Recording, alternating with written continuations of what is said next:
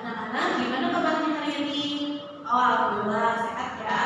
Nah, untuk sebelum belajar kita berdoa dulu sesuai agamanya masing-masing, dan kemudian setelah berdoa kita akan absen ya. Gimana nih kehadirannya hari ini? Oh, alhamdulillah hadir semua. Oke. Nah, karena hadir semua, kita mulai. Untuk hari ini, Ibu akan mengajar tentang materi genetik. Untuk materi genetik sendiri nanti akan belajar tentang DNA, kromosom, RNA, dan sintesis protein. Nah, ini ya, kita akan belajar tentang DNA. Ini kita belajar tentang DNA.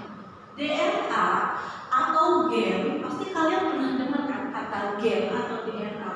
Gen atau DNA ini dalam kehidupan sehari-hari, contohnya yang disebut gen ini, gen itu yang menentukan sifat atau karakter. Contohnya murid A atau murid B. Di sini murid yang A memiliki misalkan karakter atau sifat yang mirip dengan ibu atau mirip dengan ayah.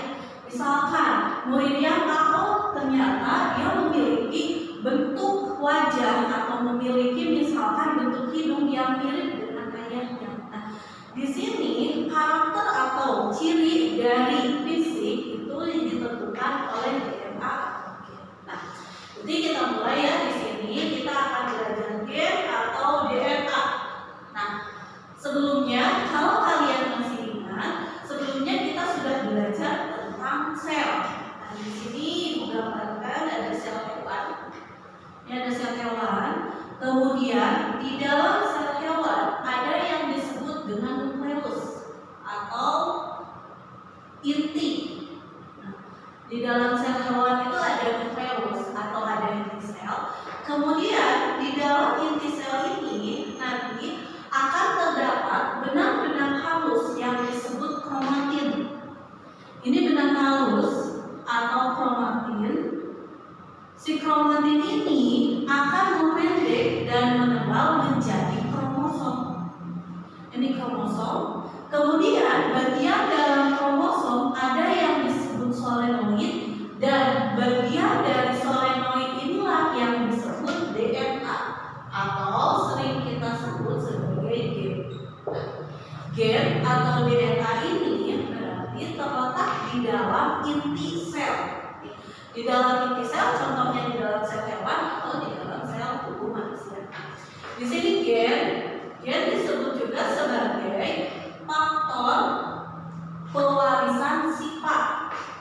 Faktor pewarisan sifat atau dia itu yang menyebabkan karakter anak itu atau ciri fisik anak mirip dengan ibu atau mirip dengan ayahnya. Itu yang disebut.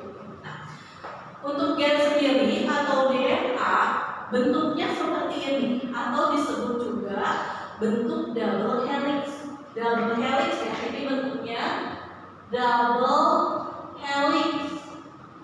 Double helix atau terpilih ganda. Nah, seperti ini bentuknya double helix. Kemudian DNA yang double helix kalau kita perbesar bentuknya seperti ini. Kalau kita perbesar.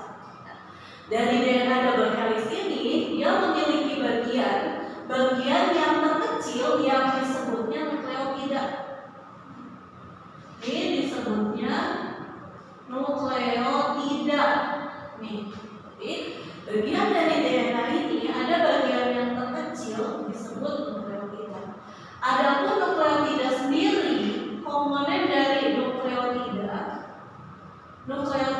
itu terdiri dari satu fosfat. Fosfat itu digambarkannya seperti ini. Satu fosfat itu digambarkannya bulat seperti ini. Kemudian satu gula disebutnya gula pentosa. Gula pentosa itu seperti ini.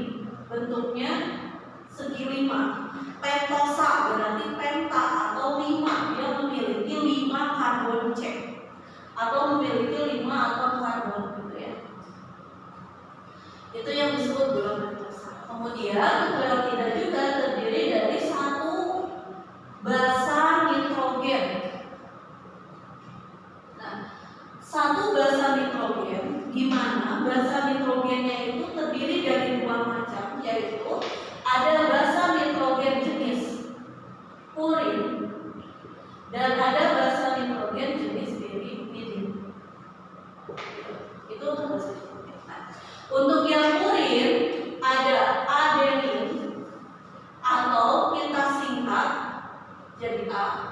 kemudian guanin atau G, dan pirimidin terdiri dari timin dan terdiri dari sitosin, timin, sitosin atau C seperti itu. Nah, ini untuk basa nitrogen. Nah, kembali lagi ke nukleotida.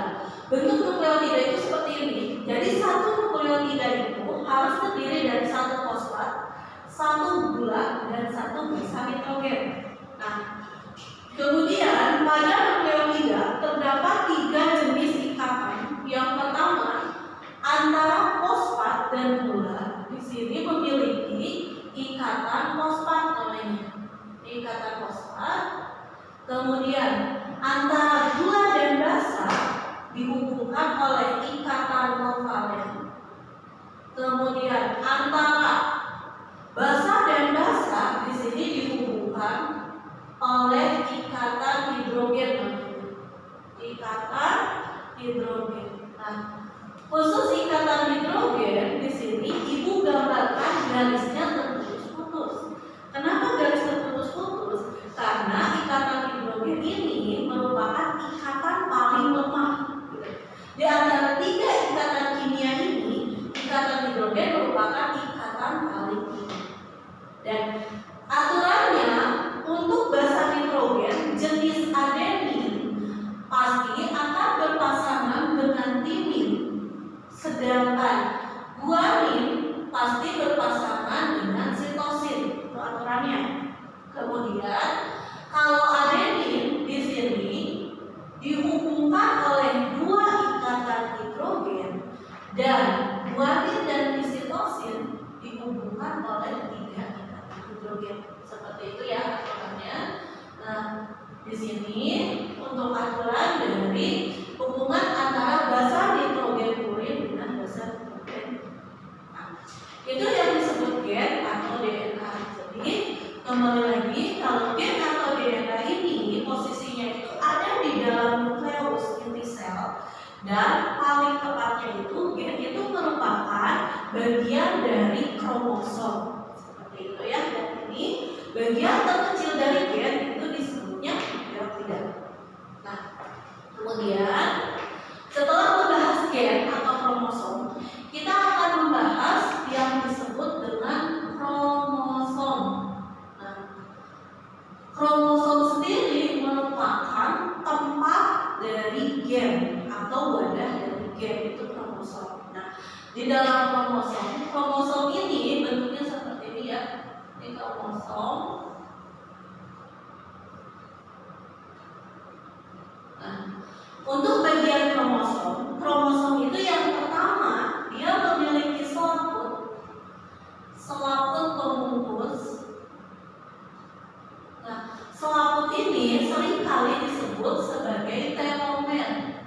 Itu selaput. Kemudian kromosom ini memiliki senter atau pusatnya yang disebut sentromer. Ini sentromer. Dan kemudian kromosom memiliki cairan yang disebut matriks. Matriks atau cairan kromosom. Serta di dalamnya ada istilah solenoid. Solenoid atau sering juga disebut sebagai kromomer. Nah, tadi ya kromomer sendiri di dalamnya itu ada gen atau DNA. Ini bagian-bagian dari kromosom. Nah, kemudian untuk kromosom sendiri nanti berdasarkan fungsinya. Kromosom sendiri berdasarkan fungsi nanti ada yang disebut autosom. Kemudian ada juga gonosom. Jadi kromosom itu berdasarkan fungsi ada 2 jenis, ada autosom dan ada gonosom. Di mana autosom sendiri diartikan sebagai kromosom tumbuh, sedangkan gonosom disebut juga kromosom kelamin. Ini yang disebut gonosom. Nah, untuk autosom disebut kromosom tubuh karena autosom di sini dia menentukan dari ciri-ciri dari tubuh kita.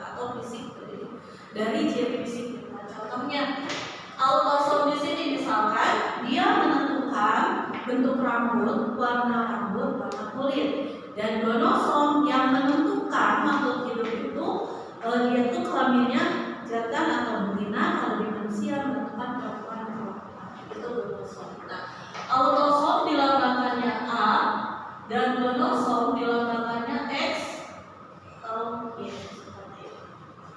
Nah, di sini untuk kromosom ada dua, autosom dan gonosom. Kemudian contohnya lagi, kromosom itu contohnya di manusia, dalam satu sel tubuh manusia itu mengandung 46 kromosom. Jadi untuk kromosom itu contohnya di manusia.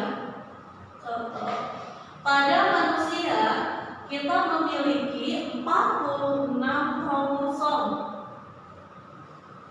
Kita punya 46 kromosom.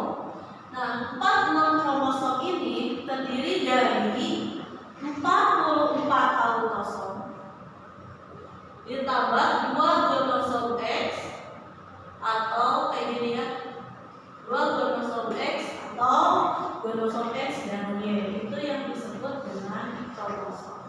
Nah, untuk kromosom sendiri jumlahnya beda-beda. Kalau di manusia tuh ada 46. 46 itu berarti 44 autosom dan 2 gonosom, itu aturannya. Contoh di manusia. Kalau misalkan di simpanse itu punya 48 kromosom. Berarti 48 ini terdiri dari 46 autosom dan 2 gonosom. Gitu ya. Nah, ini untuk penulisan kromosom itu seperti ini. Misalkan kalau di pria itu kita tulis kromosomnya seperti ini, 44A plus XY. Kalau di wanita kita tulis 14A plus XY. Itu ya, itu yang disebut dengan kromosom kayak gitu. Nah, dan di sini untuk awalnya sudah Ibu jelaskan. Sekarang kalian coba bagi kelompok. Kita bagi kelompok. Setelah bagi kelompok, nanti Ibu bagikan LKPD-nya ya. Jadi, coba kerjakan berkelompok, secara berkelompok. Setelah kita kerjakan